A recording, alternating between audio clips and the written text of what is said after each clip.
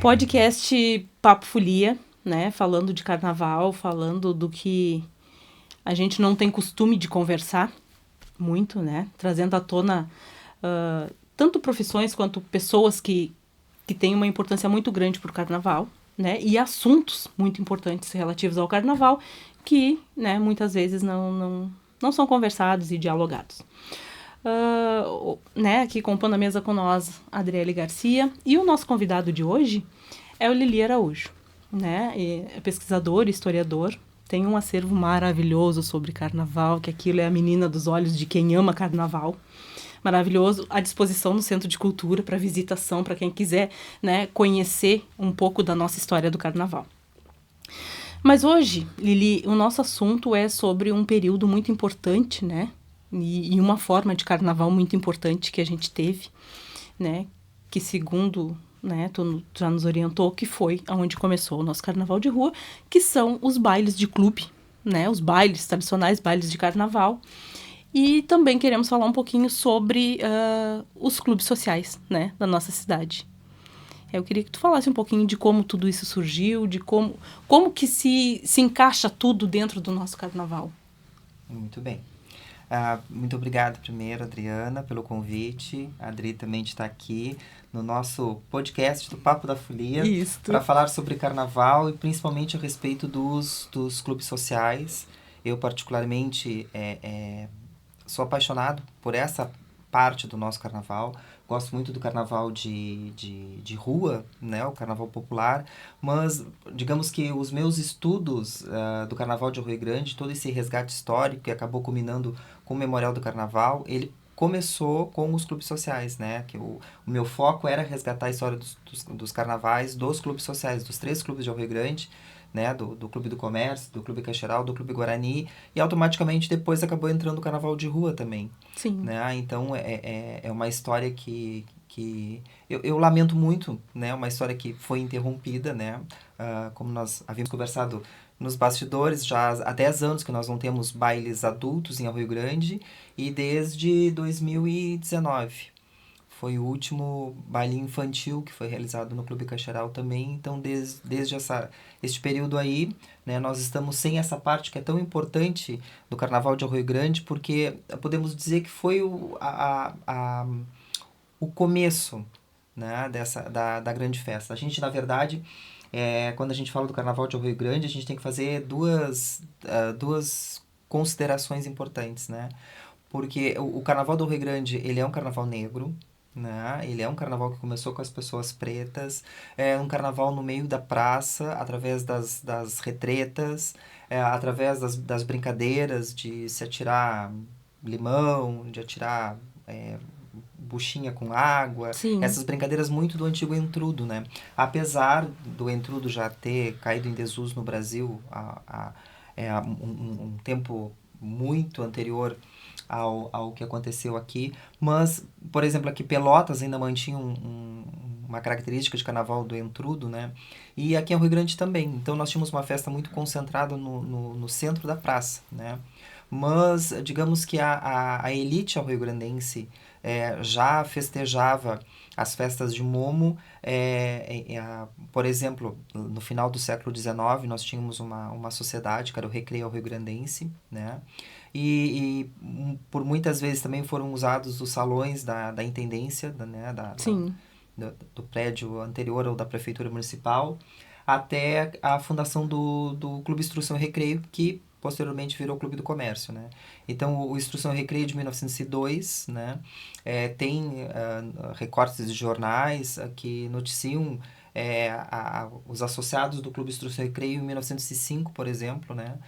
Fazendo bailes de carnaval nos salões da intendência, com o objetivo de arrecadar fundos para poder fazer a aquisição da sede própria e do clube, né? Sim. Mas esses bailes, então, eles são datados, né? Porque a Notícias do Carnaval de Rio Grande, ela é muito tardia diante do carnaval, por exemplo, de Erval, carnaval de Jaguarão, de Pelotas, porque o primeiro jornal daqui, o Pampeiro, ele é de 1896, né? Então, a gente sabe que antes, né, provavelmente aconteciam alguns bailes, alguns eventos, Claro. esse próprio Clube Recreio Rio-Grandense, até então é o único que nós temos notícia de um clube social do século XIX, né? Se existiu algum anterior a esse, nós não temos informação, até porque falta registro, principalmente um registro jornalístico. Então, a partir de 1896 é que a gente começa a ter um jornal que ele traz notícias locais, notícias da sociedade, né? Então, essa elite, né, do Clube Instrução e Recreio se reúne nos salões da intendência, até o momento que eles conseguem realizar os primeiros bailes de salão no prédio que eles adquiriram, né? Porque, para terem uma ideia, assim, que o Clube do Comércio, o atual prédio do Clube do Comércio, ele corresponde a mais ou menos umas 3 casas que foram adquiridas e foram sendo abertas e emendadas uma na outra pra até fazer o clube ter condições de comportar todos os associados. Por exemplo, em 1910 já tem registro de baile de carnaval dentro do próprio clube, né? E essa elite que ela vai ser responsável, então, por esse carnaval de salão, que é bem diferente do carnaval que a gente conhece, né? Não tinha samba, não se tocava marchinha, apesar que a primeira marchinha do carnaval é de 1899, da Chiquinha Gonzaga, né? Mas aqui não chegava, então se dançava, era como se fosse um baile normal, assim. Sim. Se dançava polonese, se dançava mazurca, se dançava polca, né? Outros ritmos que agora eu não vou recordar, mas era como se fosse um baile de gala, né? Eram ritmos bem diferentes. E as primeiras marchinhas aqui em Rio Grande, elas datam da década de 30, mais ou menos. Né? Comecinho dos anos 30 é que a gente começa a ter a chegada de marchinhas antigas, né? E seja o próprio Abre-Alas, né? Outras que agora também vai me faltar o nome delas, mas é a data que a gente tem, assim, dos primeiros ritmos mais carnavalescos chegando aos salões, né? Porque até 1930, por exemplo, é quando a gente teve a primeira rainha de carnaval oficial de salão. Do clube social, porque a primeira rainha de salão de Rio Grande era de 1928, né? A Hilda Pinto Ribeiro. Sim.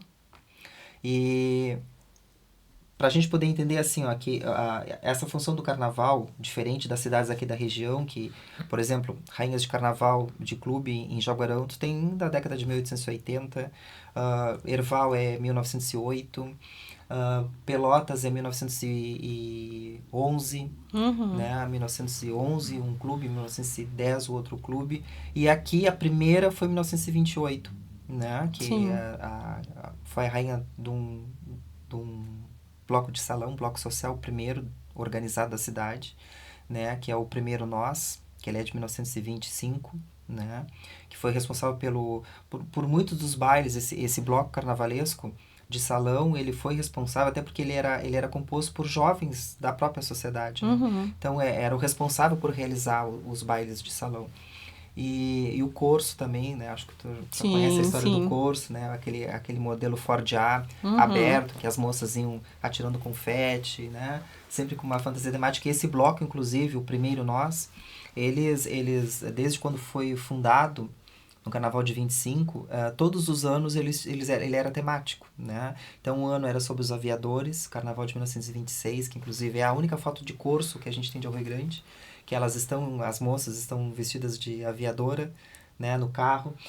Depois, em 27, nós temos as pastorinhas, nós temos as mágicas, depois teve um ano que eram de melindrosas, e em 1927, eles resolvem coroar uma jovem do grupo como rainha de carnaval, e ela por muito tempo foi considerada a primeira rainha do clube, mas não é fato. Ela foi a primeira rainha de carnaval de salão de Rio Grande, carnaval em si, né? Sim. E a Hilda Pinto Ribeiro no carnaval de 28, coroada 27, foi no carnaval de 28. E aí o Clube o Clube Instrução e Recreio, o Clube do Comércio, ele leva 10 anos ainda para ter. Porque ele estava todo num processo de adaptação do salão e tudo mais, mas assim, não era visto com bons olhos, apesar, claro, da Hilda Pinto Ribeiro ser de uma família muito tradicional do Rio Grande, né, os Pinto Ribeiro, mas mesmo assim, não era visto com bons olhos uma moça ser uma rainha de carnaval, Sim. né? Que era considerada a festa da orgia, a festa da carne, a festa pagã, né? Muita exposição. Uma cidade muito conservadora, muito religiosa, assim. Então ainda levou um bom tempo. A partir de 1938 é que a gente tem, em definitivo, as rainhas de carnaval, né? No Clube Instrução e Recreio, o primeiro, que é a Maria Constança, né? Aí depois nunca mais parou. Só vai parar no ano de 2011, quando a última rainha do Clube do Comércio reina, né? A Gabriela Obelar. E durante todo esse tempo sempre foi muito tradicional, né? Uhum. Nesse meio tempo, e claro que a gente tem, como eu falei para vocês, nós temos o povo negro, Sim. né? Nas ruas da cidade. Muitas famílias pretas, principalmente a família Lúcio, eles vão criar os primeiros ranchos, os primeiros cordões carnavalescos, né? De rua. Então a gente tem o Troveja Mas Não Chove, Sempre Reinando, tradicional também da família Lúcio, inclusive o Alveon Lúcio é também o grande responsável pela fundação desses blocos, mas também do Clube Guarani. Sim. Porque assim como essa população ficava na rua e não tinha direito de entrar naquele carnaval de salão da elite, chegou um momento que eles precisavam ter um local. Então, em 1920, a gente tem a fundação do Clube Guarani. O Clube Guarani já nasce no carnaval, né? 26 de fevereiro de 1920. Então, ele nasceu carnavalesco, ele nasceu de famílias muito ligadas ao carnaval. E quando o Clube Guarani fundou, no carnaval seguinte, por exemplo, em 1920...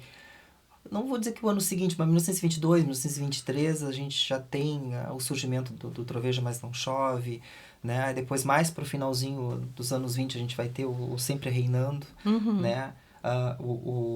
Então, era mais um clube social que eu digo que é o berço do Carnaval do Rio Grande mesmo, sabendo que os bailes de salão, os primeiros foram concentrados com a elite, Sim. né? Mas o Carnaval do Rio Grande, ele se tem caracterizou uma raiz negra ali muito forte, muito forte. Porque essas famílias que brincavam Carnaval na rua por não poder frequentar o Instrução e Recreio e as retretas da praça, né? Praticamente são os mesmos que vão dar origem ao Clube Guarani e posteriormente os mesmos que vão dar origem aos cordões carnavalescos, aos blocos carnavalescos, né? Porque o Troveja Mas Não Chove, ele era um cordão carnavalesco, né? Ele tinha uma batida um pouco militarizada, sim, né? E nós tinha depois o Sempre Reinando, que aí sim, esse era um bloco, né? Muito parecido com o do Instrução e Recreio. E até bem interessante esse bloco de salão, já, né? Pra gente misturar esses dois temas ao mesmo tempo, que eu até, quando eu consegui a notícia, a reportagem, eu achei muito curioso e interessante, porque quando o Instrução e Recreio, quando eu falar no Clube do Comércio, a Instrução e Recreio é a mesma coisa, né? Quando teve o primeiro baile de salão oficial com rainha, né? Que a gente diz que foi o primeiro carnaval oficial do Instrução e Recreio, que é 1938, o bloco Sempre Reinando foi convidado a participar. Isso não era normal, né? Não era uma coisa muito comum. E foi bem no dia em que o intendente, né, hoje corresponde a prefeito, foi bem no dia que o intendente municipal estava no baile, né? Então, digamos que assim, foi na noite que a rainha foi coroada, então foi na noite mais glamurosa. Foi um ato carnaval, muito importante. Muito importante. O clube, o Sempre Reinando foi convidado a representar o Clube Guarani. Então eles falaram em nome do Clube Guarani, eles saudaram a rainha do Instrução e Recreio, foi declamada uma poesia para ela, exaltando a beleza dela, né? Foi um momento muito, muito interessante, assim, muito bonito, né? Até porque, infelizmente, o racismo, né, prevalecia muito e eles não podiam participar. Depois, Adriana, assim, nós temos então esse carnaval dentro do clube Instrução e Recreio, né? Esse carnaval com a presença de cortes, né? Porque as rainhas vão ter as suas damas de companhia, os seus pajens, que com o tempo vai se transformar na corte da rainha. Em 1944, a gente vai ter a primeira duquesinha sendo eleita, escolhida, né? Que na época elas eram convidadas. ela era filha do ex-prefeito Edgar Lisboa, a Ilka Dutra Lisboa. Inclusive já é falecida também. Ela foi a primeira duquesinha, né? Foi a primeira vez que tivemos um baile infantil e era diferente dos bailes, eu digo, os carnavais da nossa época, né? 3 bailes infantis, 4 bailes adultos, eram apenas 2 bailes adultos e um baile infantil, né? Então o carnaval, o adulto era às vezes ele era no sábado e no domingo, às vezes ele era no domingo e ele era na segunda. Só que o domingo à tarde era das crianças, né? Depois isso vai durar mais ou menos até o começo dos anos 60. Aí nos anos 60 a gente passa a ter 3 bailes adultos, sábado, domingo, segunda, e 2 bailes infantis, que aí era na segunda e na terça-feira. Muito parecido com os últimos que nós tivemos. O Cacheral fez em 2019, que só foi 2, um no domingo e um na terça. Né? Depois, lá nos anos 80, que passamos a ter 4 bailes adultos e 3 bailes infantis. E nesse meio tempo, assim, o Clube Guarani, né, não temos ainda a presença do Clube Cacheral. O Clube Guarani, muito tradicional com os carnavais de salão, sem presença de rainha nem duquesinha. O clube começou a ter titulada muito tardiamente, né, só nos anos 70. Em 1970 foi a primeira rainha do Clube Guarani, em 1973 a primeira duquesinha. Foi bem tardio, né, a escolha. E os blocos tradicionais, os blocos de salão dentro do Clube Guarani, esses blocos que vão acabar continuando desfilando na rua e mais tarde eles vão acabar dando origem até às escolas de samba, né? Porque aí tu estica até os anos 80, os mesmos descendentes desses blocos lá do Clube Guarani são os mesmos que dão origem, por exemplo, a Samba no Pé, a Castelo Branco, a Alegria e Samba, né? Que depois elas vão se misturar, um pouco para morar, um pouco para Samba no Pé. Mas, assim, eu digo assim, todos os clubes nos fazem muita falta, assim, mas eu ainda sinto uma falta muito o Clube Guarani, né? Pela grande simbologia que ele tem, né? O clube. E depois o Clube Cacheral, ele vai surgir em 1947, né? No dia 21 de maio de 47. Ele nasce em 47, mas ele só vai realizar carnaval com rainha, com corte, só em 1956. Né? Ainda leva quase 10 anos para ter. E tudo tem a ver, talvez, essa forma tardia dos nossos clubes de ter corte, talvez tenha a ver com a própria questão das sedes. Né? Porque a sede que o Clube Cacheral adquiriu, né? A primeira diretoria era uma casa, essa casa precisou ser adaptada. Né? O Clube Guarani também, no começo era uma casa alugada, e ficou um bom tempo, até os anos 60, quando a casa foi demolida. Aí o Clube Guarani fechou durante uma década, e os associados alugavam locais diferentes pela cidade, o Metálico, uma casa que ficava onde ali o Sindicato dos Trabalhadores Rurais, e eles faziam festas e faziam carnaval. Não pararam de fazer. Rainha, com duquesinha, mas elas não são consideradas rainhas e duquesinhas do Clube Guarani. Então, só depois que o clube teve esse atual prédio, né, que foi inaugurado em 69, no ano seguinte é que começaram a ter carnaval com presença de corte, assim, rainha, duquesinha, tudo, né. E o Cacheral foi a mesma coisa. O Cacheral até realizou carnaval em 1950, 1951, 52, até tem pouca coisa nos jornais, assim, mas falam, né, do Cacheral realizando esses carnavais de salão. Mas com presença de rainha, é tardio também, é 56, inclusive, né, ela está entre nós, né, convive conosco ainda, né, que é a dona Iradica Riconde, né, a mãe da Tati do Caroço, né, popularmente a Tati do Caroço. Ela, né, foi a primeira rainha, a primeira duquesinha também, né, ainda convive conosco, a professora Maria Helena Petter, mãe da Fernanda Espíndola, né, da enfermeira Fernanda Espíndola. Elas foram as primeiras tituladas do Clube Cacheral, né. Então, no momento que nós tivemos esses 3 clubes, digamos que nós tínhamos carnaval para todos os gostos e bolsos. E condições sociais, né? Então, nós vamos ter o Instrução e Recreio com esse nome até 1967, né? Quando eles resolvem, a diretoria, trocar o nome do clube para Clube do Comércio, porque antes o Instrução e Recreio, né? Ele tinha um outro objetivo, né?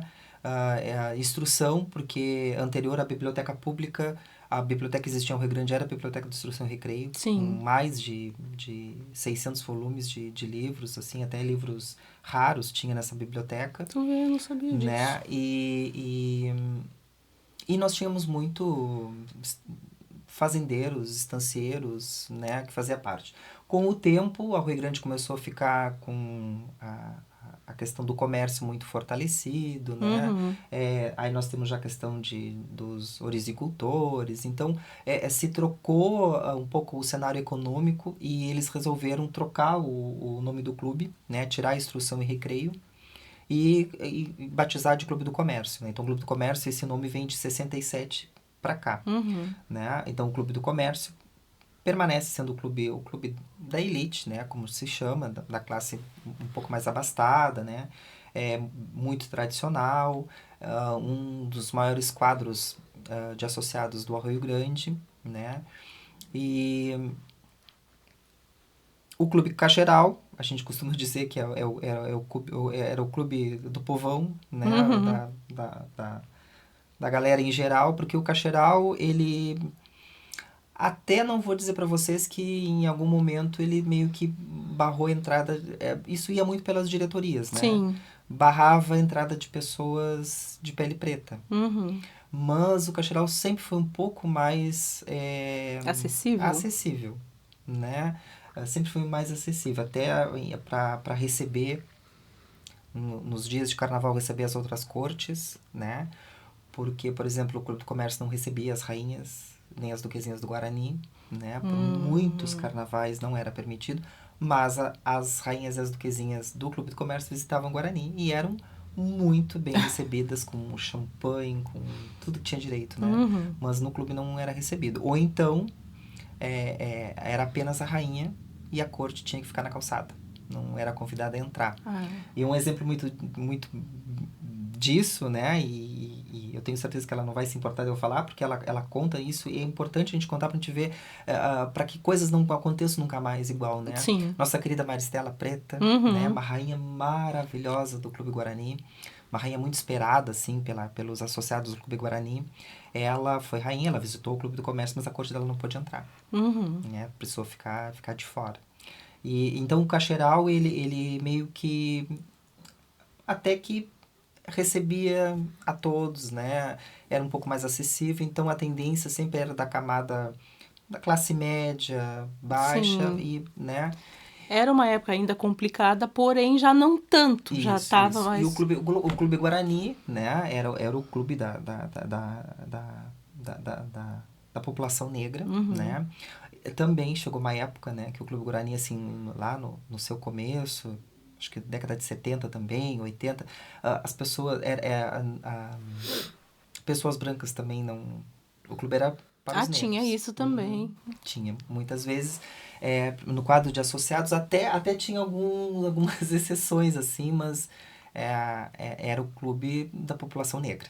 Né? Mas não deixava de ser justo na época, né? Porque se tu não Exatamente. pode, também não pode vir no teu, né? Mas eu digo assim, sempre também tem aquelas exceções, né? Nós tivemos, nos anos 80, o Clube do Comércio tendo no seu quadro social um casal negro, né?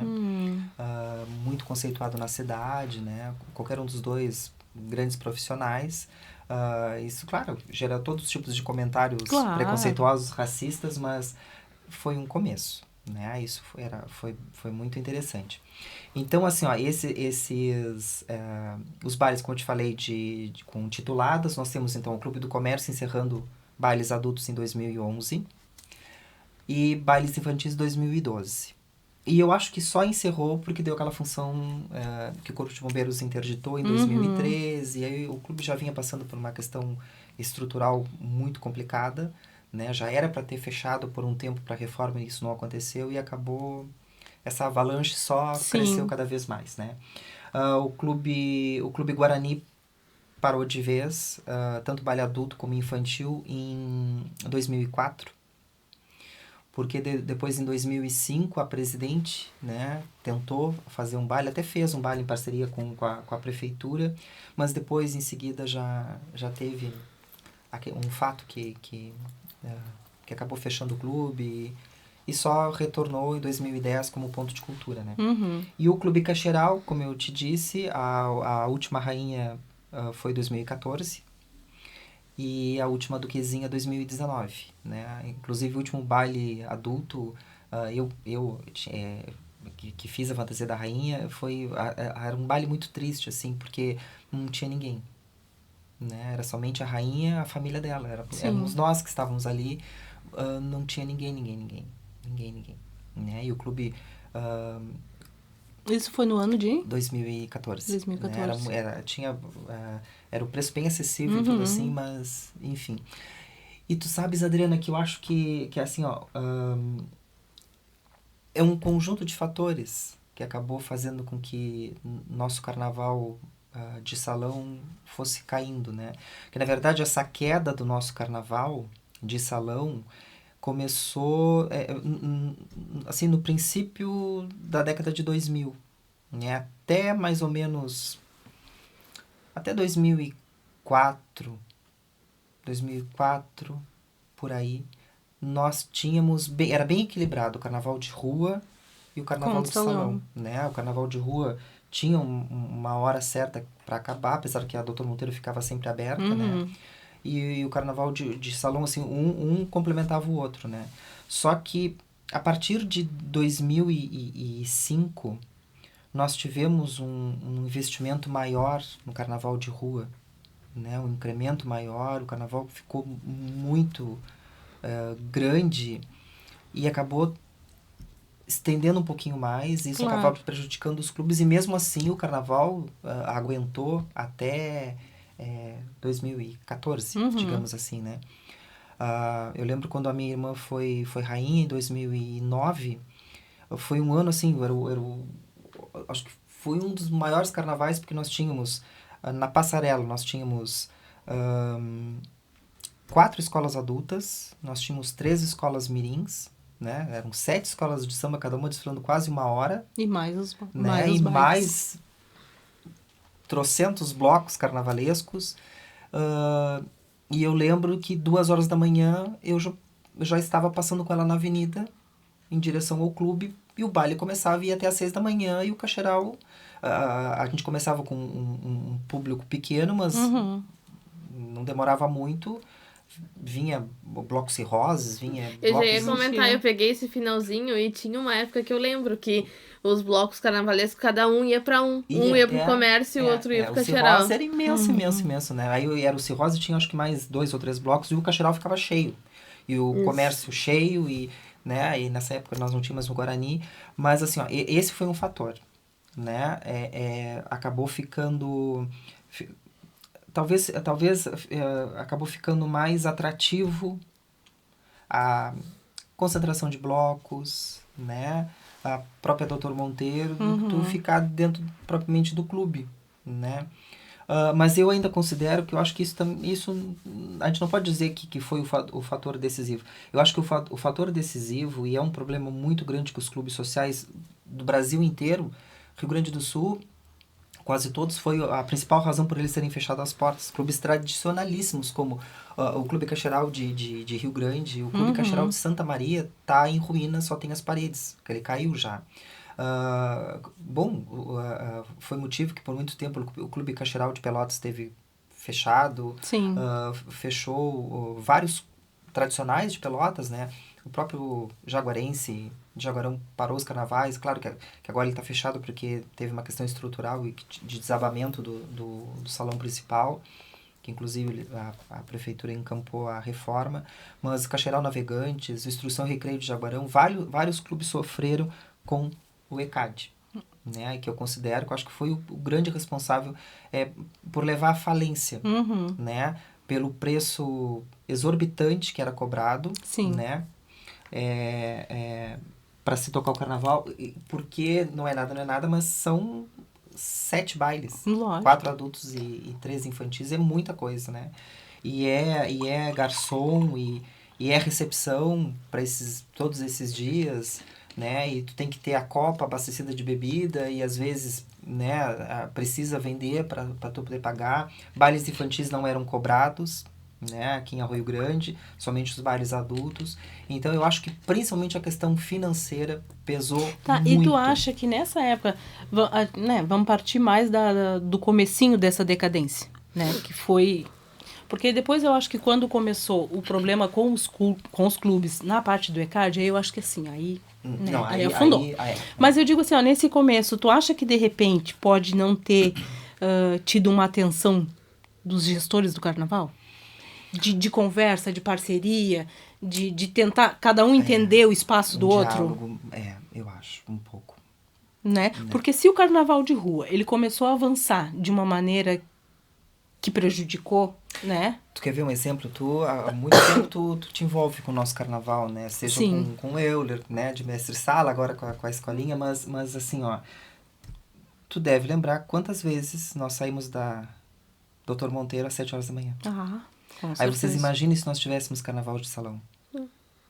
Sem condições. Né? E aquele ano de 2014, se não me falha a memória, foi um exemplo. Que, tipo assim, ó, era 5 horas da manhã e a última escola estava desfilando.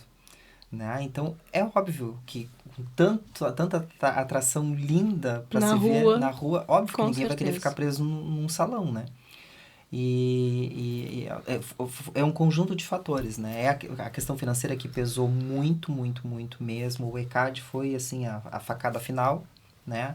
Mas eu acho que essa questão salão, rua, começou a não bater, né?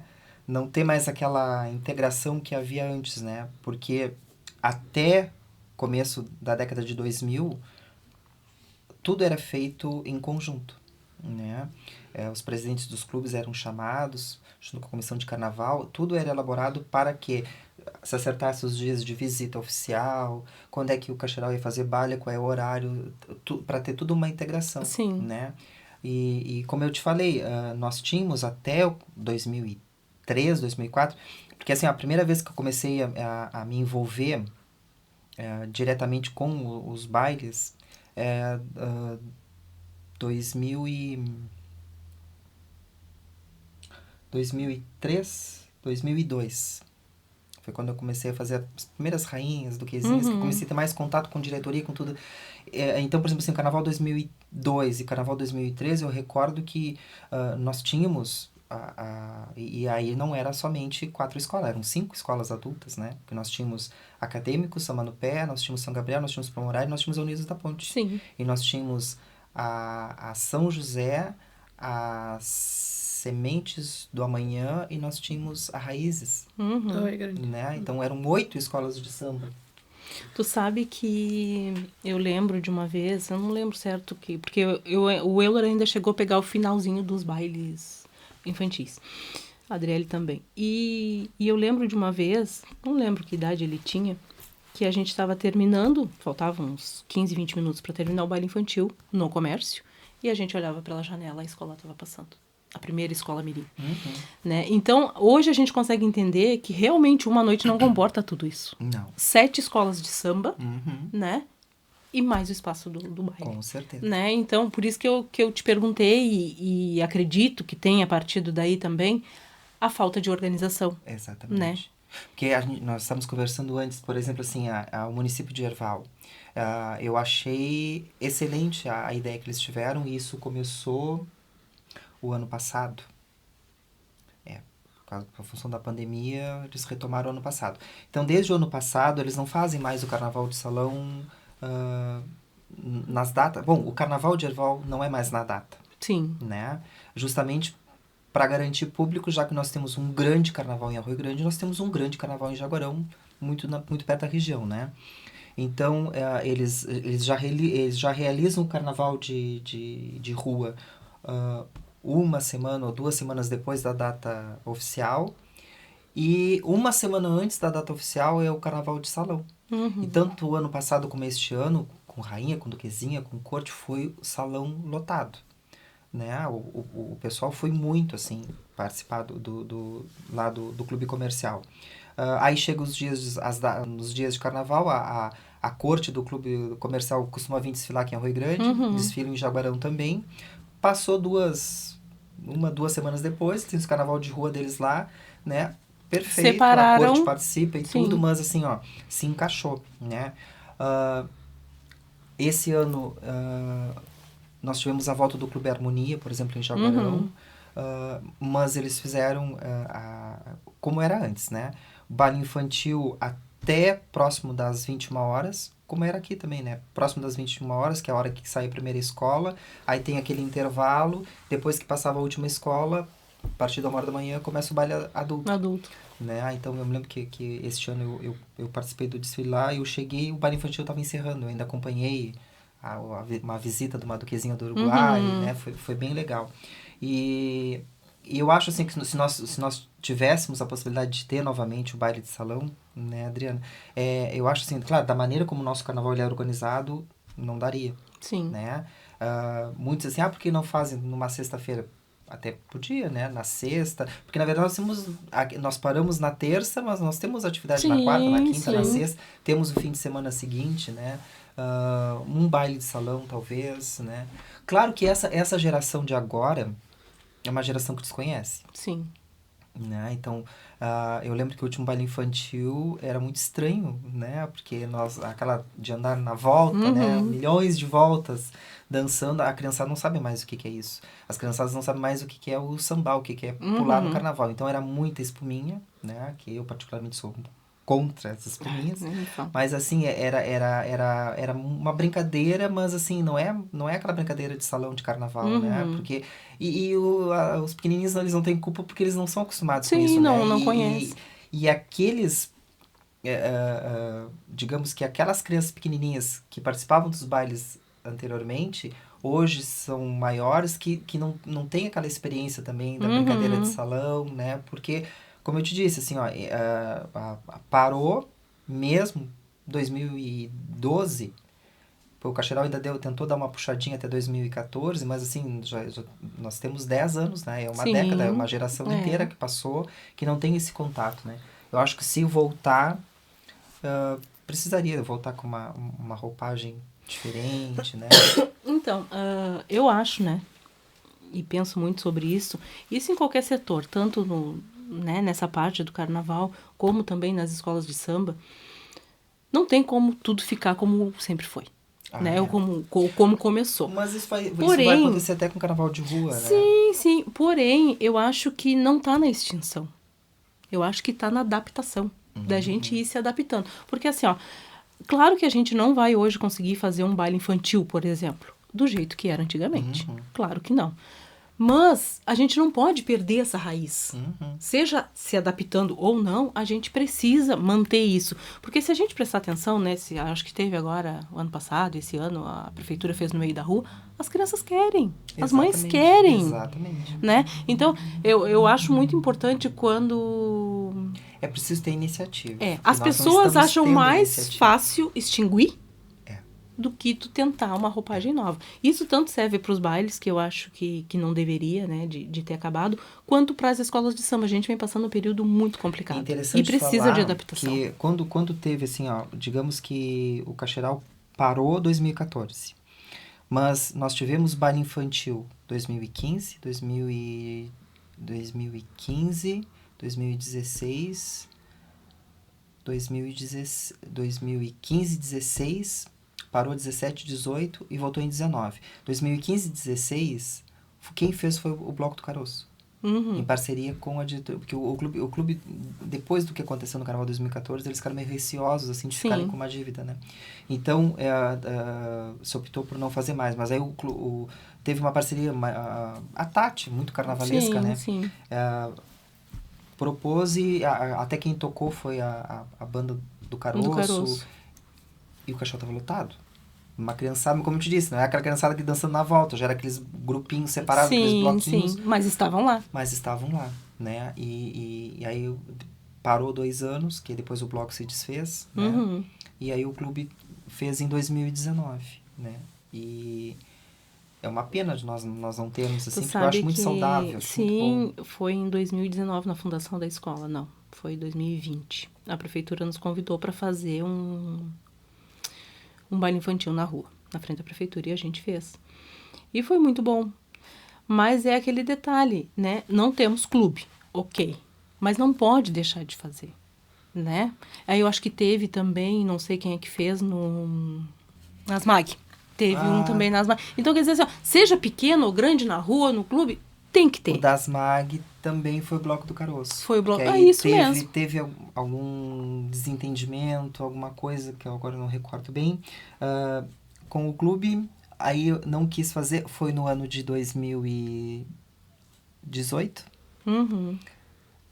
17, 18, nós não tivemos no clube, né? E aí nós tivemos na SS-MAG. Sim. Inclusive, a Duquezinha foi a neta do João, da tia Cleusa Ferreira. A fantasia até eu que tinha desenhado para ela também. E realmente, não esqueci desse baile que aconteceu ali. Também tinha povo, né?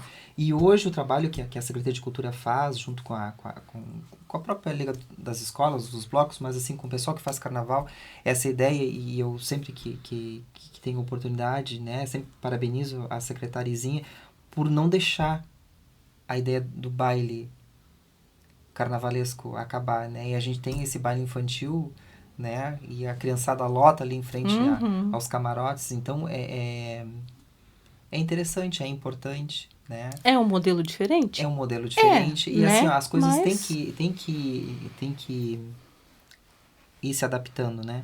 Uma coisa que eu não concordo e nunca vou concordar e sempre combati é aquela frase assim, o Carnaval do Rio Grande morreu. Não, ele nunca morreu.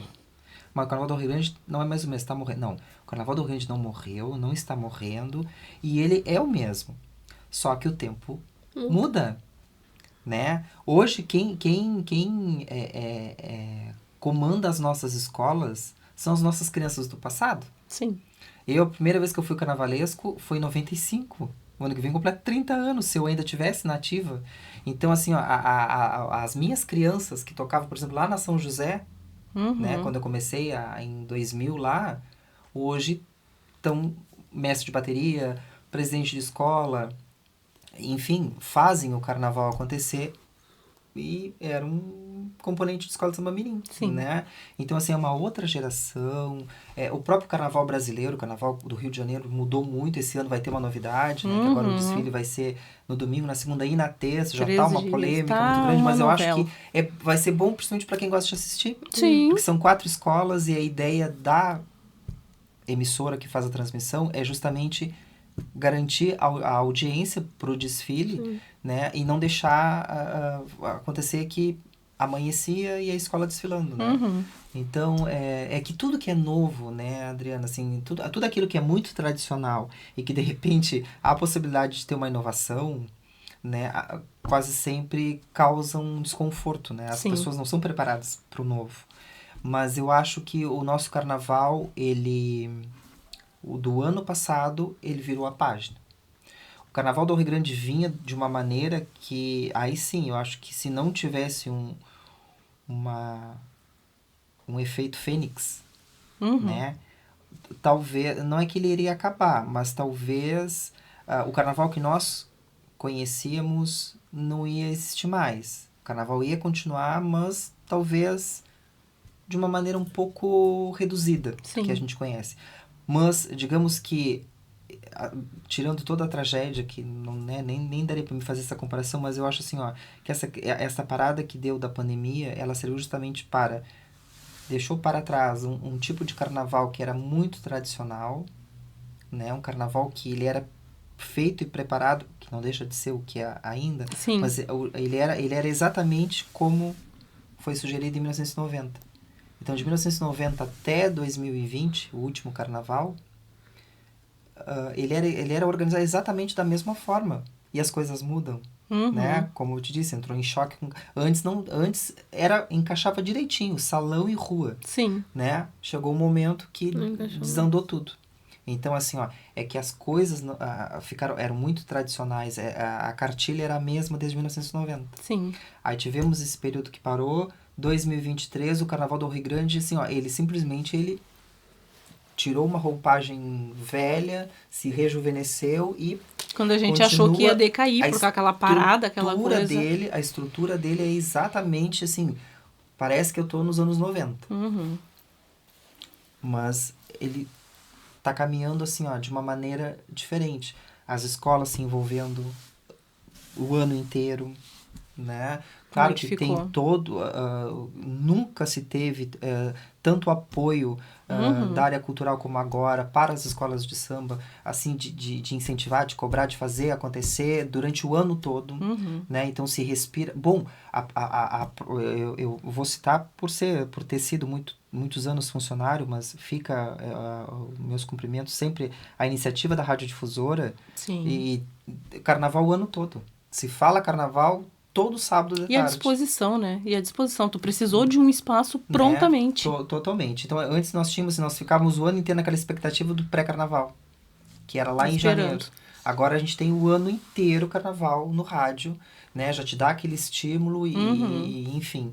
A rede social que... Então, o Carnaval do Rio Grande, ele renasceu. Então, assim, a tendência é que isso vá...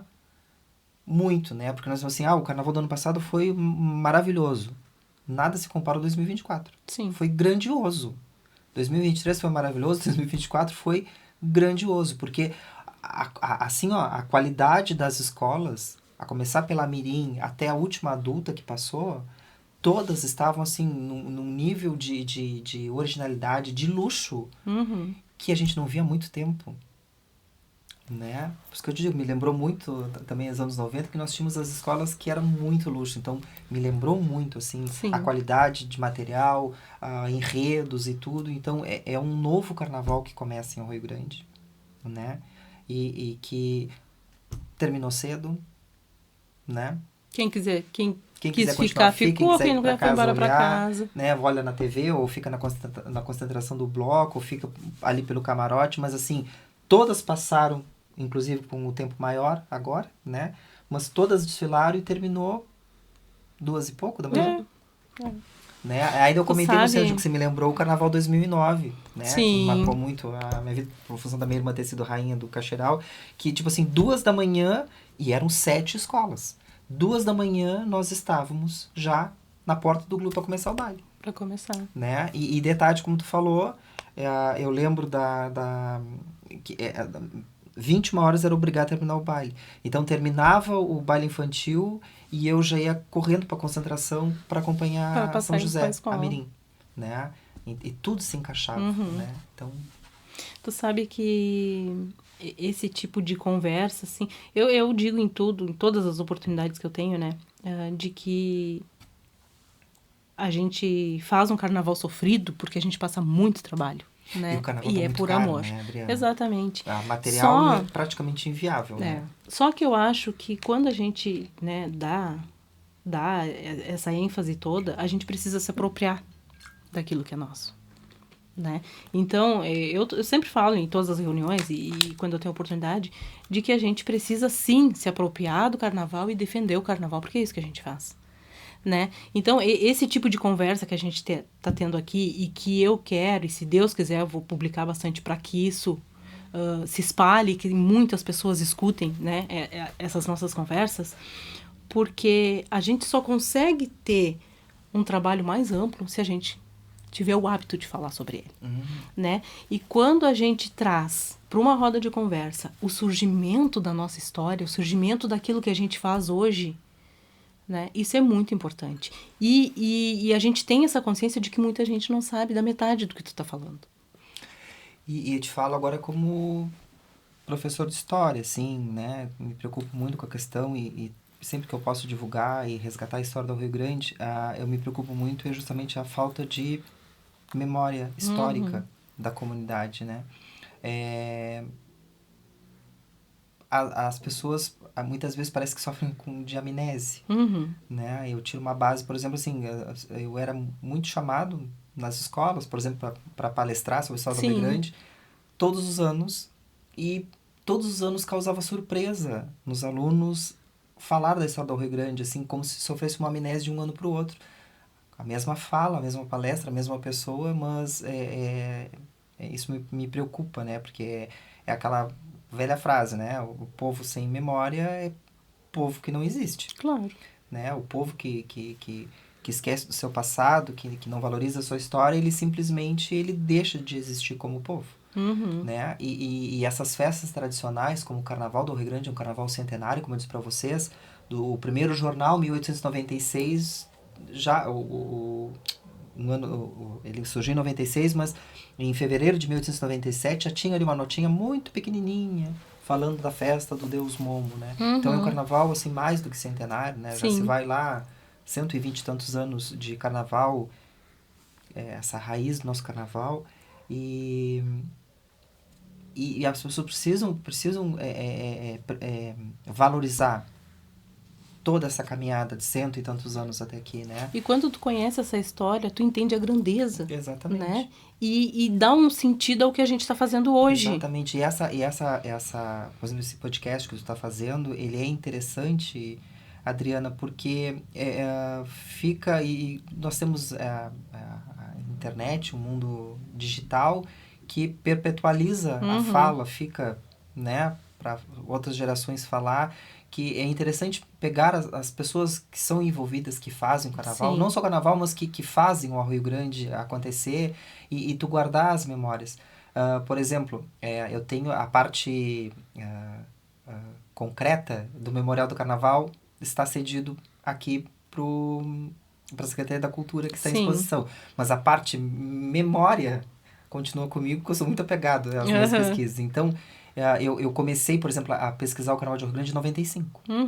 Né? Quando eu comecei carnavalismo, que me despertou muito, e foi quando eu comecei a pesquisar.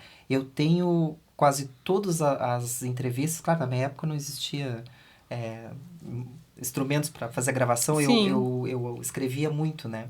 Eu tenho todas as entrevistas, por exemplo, com todas as rainhas falecidas. E naquela época, praticamente todas ainda estavam vivas, com exceção da Maria Constança, claro. E da Hilda Pinto, as duas primeiras que já eram falecidas, mas de 1940 em diante todas, e eu conversei com quase todas elas, as que moravam aqui, né? E sempre que eu mexo nas minhas coisas lá, eu encontro, e muitas eu fazia as perguntas e entregava, e elas me respondiam de próprio punho, e eu tenho guardado a memória de cada rainha, de cada duquesinha de 80 anos atrás, memórias escritas do próprio punho, que é uma relíquia. Sim, né? Com certeza. E isso vai ficar para as gerações futuras. Então, esse tipo de trabalho aí é importante, né? Como foi feito, me lembro que vocês fizeram todas as escolas, o resgate da sua história. Sim. Eu lembro que tu fez um trabalho que resgatou as escolas mirins, né? Não dá para deixar esquecer, cair no esquecimento quem foi a Enilda Cardoso. Exatamente. Né? Quem foi a escola de Samba Mirim em São José, ao ponto que chegou a escola, que a escola, assim, ela teve um determinado carnaval que, assim, eu acho que se ela concorresse com as adultas, ela ganhava das adultas. Exatamente. Eu peguei essa fase. Da perfeição que ela alcançou, justamente pela Enilda. A Enilda vivia carnaval o ano inteiro. A casa dela era uma casa assim, ela era no meio de pluma, paetê e tecido. Era o ano inteiro que ela funcionava. E aquele finzinho dela, da São José ali, aquele finzinho já se comentava isso, né? Que ela poderia vir para concorrer com as adultas. Foi, nos em seguida a escola já não saiu nos mais. Últimos anos, a escola, assim, foi muito grandiosa aquela mirim. E aquela mirim foi um berço, assim, de todos que hoje fazem o carnaval, acho que passaram, de alguma forma, pela São José, né? Enfim, a parte mirim é muito importante. E também, né, a gente ressalta o exemplo, né? Porque hoje a Aprendizes do Samba, não digo que ela né, mas eu trabalho muito no sentido do que eu aprendi lá e do que eu vi lá. Né? Então, assim, vou montar uma escola de samba mirim e eu quero trabalhar daquele jeito. Então, quer dizer, o exemplo Né? E assim mesmo tu trouxe um diferencial que, assim, a aprendiz do samba, ela faz carnaval não somente. Sim. Né? Não é só. O objetivo é o carnaval. Sim. Né? Mas ela caminha para outros lados também. Né? E é uma escola mirim que ela funciona, ela agrega, ela traz outros tipos de conhecimento que não é só voltado para fazer uma fantasia para desfilar no carnaval. Exatamente. Né? E isso é importante porque aí tu estimula, né? Tu cativa. Uhum. Né? Então... Tu sabe que a gente entende um trabalho diferente, né? Que tem que ser assim, pelo nome mirim, pelo começo. E isso engloba muita coisa. Né? E desde da escolha do tema dela. Tudo. Porque a gente, vamos falar sobre tal coisa. Não, mas se não tem como deixar uma mensagem de aprendizado, então não vai servir. A gente vai escolher outra. E já parte desde aí, né? Mas com certeza. É. O carnaval ele sempre passou uma mensagem, né? Ele tem que passar. Por isso que eu digo assim, quando uma escola de samba seja mirim, seja adulta, e fica aqui, eu registro, eu fico muito incomodado quando se dirigem a mirim como escolinha, que não é só no Aprendizes, isso vinha desde o tempo lá, né? É tão bonita a escolinha da Enilda. Não é escolinha, ela é escola. Olha o tamanho dela, olha o trabalho que fazem. Exatamente. Tem muitos adultos que não fazem o que a mirim faz, então é escola de samba, né? Mas assim, não dá para ser qualquer tipo de tema. Primeiro que o tema enredo, de alguma forma, ele tem que estar ligado à comunidade. Sim. A comunidade tem que se identificar. Os componentes têm que se identificar, né? E o tema enredo, ele tem que ter um começo, meio e fim. E o fim tem que deixar uma moral da história. Exatamente. Esse é o carnaval. Esse o carnaval é a moral da história. Né? Então, qual é a mensagem que a escola quer passar? E a Escola Samba Mirim tem isso aí porque é um aprendizado. Esse compromisso, é um compromisso, né? Tu tem crianças, né? E a criança, ela tem que se identificar com aquele tema ali, mas ela também tem que saber explicar aquele tema ali, né? Que sempre traz alguma... a moral da história, o porquê daquilo ali. Isso é bem legal. Sabe que a gente está vivendo um momento, acredito eu, né? E penso desse jeito, que a gente precisa mais trabalhar, né? E no entanto, por isso desse programa também, trabalhar sobre o carnaval, explanar, falar sobre carnaval. A gente tem que falar de carnaval, né? E através disso a gente conseguir uma aderência maior das pessoas, sabe? Porque tá tudo mudando, as gerações novas estão nem aí para nada, né? Se vão lá tocar, vão, se vão dançar, vão, mas eles não têm esse conhecimento. Então, automaticamente, se tu não tem um conhecimento, se tu não tem alguém te injetando aquilo ali, passa despercebido. E vai passar. Então, eu me identifico muito, né, nesse tipo de trabalho, de trazer a costureira para falar da costureira, para trazer um gestor para falar de escola de samba, para trazer um historiador, um pesquisador, para falar de como foi, por que a gente está aqui, como que a gente está aqui, né? Nesse sentido. E eu identifico a Mirim, apesar de não ser um programa, um trabalho da Mirim esse aqui, né? É um podcast da Adriele, mas voltado para isso também. É um trabalho da Escola de Samba Mirim, sabe? De estar ali injetando mesmo, sabe? Agora mesmo na Feira do Livro, a gente teve um momento histórico, que foi uma escola de samba participando da Feira do Livro. Claro que a gente tinha um contexto, né? A gente veio falando de literatura, ok, está, mas se a gente quiser estar lá dentro, a gente pode. Porque a escola de samba ela é tão ampla, que a gente está onde... pode estar integrada aonde quiser. Né? Aonde quiser. Né? Então, provavelmente, né, já deixando um spoiler, o trabalho da Feira do Livro desse ano da Escola de Samba Mirim vai ser voltado para a história do carnaval, para a nossa história, né? De repente, um panfleto, alguma coisa, que as pessoas se informem sobre o nosso carnaval. Sim. Né? Então, eu acho... E acho também, já deixando o recado para os outros presidentes, que é isso. A gente tem que se apropriar do que é nosso. E aonde que a gente se apropria? Quando a gente começa a falar sobre carnaval. Exaltar o nosso trabalho, né? Foi o que eu falei, assim, há um tempo atrás, as pessoas assim, o Carnaval do Rio Grande está perdendo espaço para o Jaguarão. Não. Cada uma tem seu público. Sim, cada um são perfis totalmente diferentes, né? E se tu não valoriza o que... a gente tem uma dificuldade muito grande de valorizar o que é nosso, assim, até aquela frase, o santo de casa não faz milagre, né? Faz milagre, sim.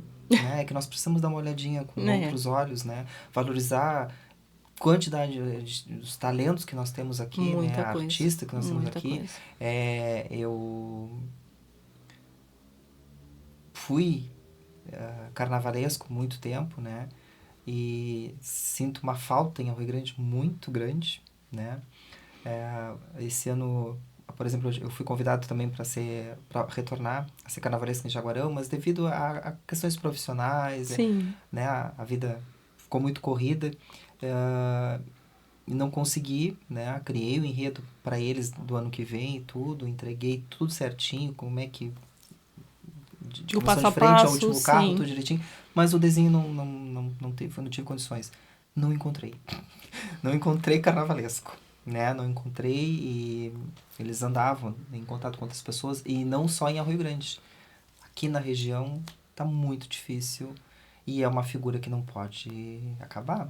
E esse é um assunto que a gente também debate muito, que é na formação. Precisa ter formação. É urgente. Em todos os não tem carnaval. Não, e é em todos os setores. Tanto no carnavalesco, vai do carnavalesco à costureira, vai lá o pessoal que tá fazendo o carro, é tudo. Porque né? uma terra, até teve uma época que nós tínhamos muitos, né?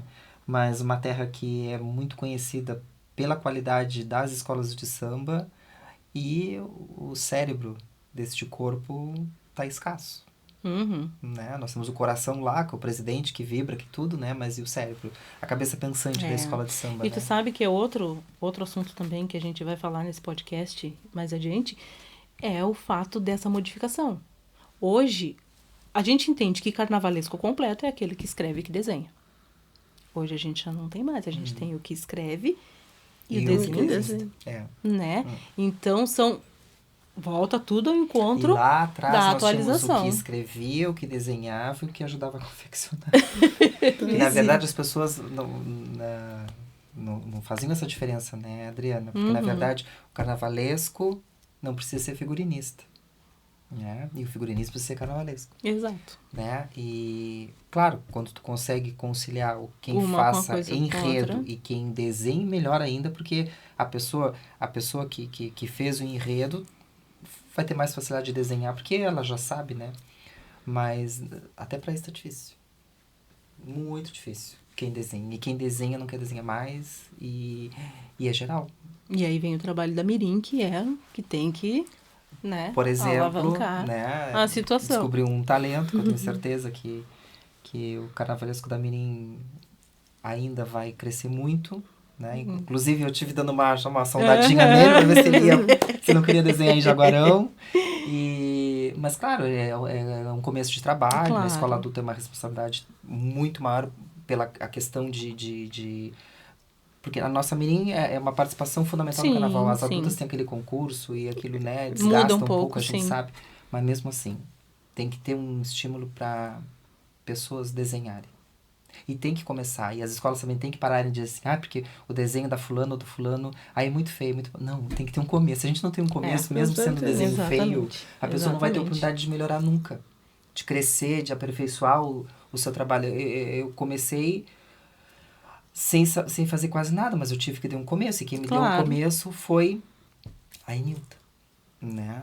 A Enilda foi a primeira experiência, na verdade... Antes eu comecei em 95 lá na Samba no Pé, né? Só que nunca sozinho, entendeu? Então, de 95 até 99, sempre ali pela Samba no Pé, era uma comissão de carnaval. Era eu e mais 3 ou 4. Era eu, Marco Maciel, era o Antônio Gonçalves, era o Valdinei. Era um grupo que desenhava. Claro. Né? 2000, a Enilda me levou pra Mirim. Aí era só eu, assim. Era eu para criar um enredo, para desenhar. Tinha que ter um começo, né? Aí vai passando o tempo e tu vai pegando mais experiência, tu vai corrigindo aqui, corrigindo ali. Tu faz, né? Tu entra no ritmo da escola. E eu tenho certeza que a gente tem muito talento aí. Tem muito talento. Tem que despertar as oportunidades, né? Lançar as oportunidades. Então, Lili, gostaria de te agradecer muito, né? Por ter aceitado, por essa conversa maravilhosa, né? Por essa história do nosso carnaval. E como eu disse, com certeza muita gente vai assistir, porque a gente vai fazer uma propaganda muito grande para que isso alavanque e fique, né, realmente registrado, né, que as pessoas conheçam, né, aquilo tudo. Foi, assim, muito importante, né, essa história. E é uma coisa assim, tu estuda, tu conhece, mas a gente que não faz esse trabalho precisa te ajudar para que isso, né, se espalhe.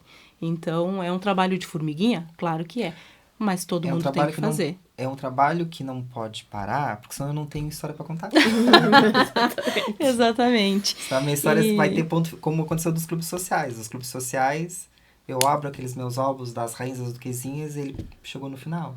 E eu não queria que chegasse no final. Claro. Eu queria seguir contando outras histórias. Então é isso. Esse nosso podcast é um trabalho, é uma execução, né, de um projeto da Lei Paulo Gustavo.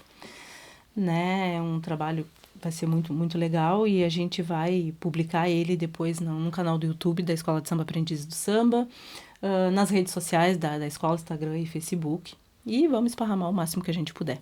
Né? Então fica o nosso agradecimento, a nossa gratidão pelo momento histórico para nós, né? De saber mesmo da onde que a gente veio e o que a gente está fazendo aqui. Muito obrigado, cumprimentos pela iniciativa, né? De deixar registrado esses papos de folia, né? Essas conversas sobre o carnaval.